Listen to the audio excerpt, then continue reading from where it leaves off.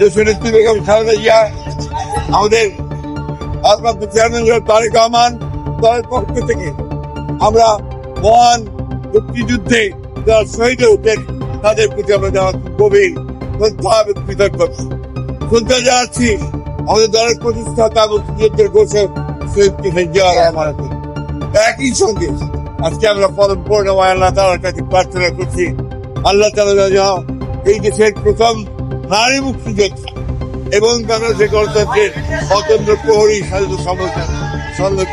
স্বাধীনতা সার্বভৌমত্বের জন্য যিনি নিরন্তর সংগ্রাম করেছেন, লড়াই করেছেন, সেই মহান নেত্রী দেশনেত্রী বেগম খালেদা জিয়া গুরুতর অবস্থায় আছেন। আমরা তার রোগ মুক্তির জন্য পরম করুণাময় আল্লাহ তাআলার কাছে আমরা দোয়া চাইছি।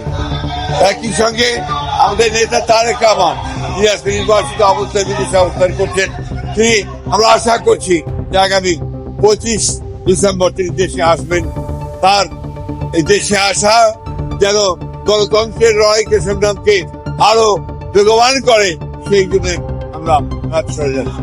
সব শেষে যেটা বলতে চাই, আজকে স্বাধীনতার শত্রুরা যারা স্বাধীনতার বিরুদ্ধে সেরা অবস্থা নিয়েছিল, আজকে তারা আবার মাথা চাড়া দিয়ে উঠতে চায়।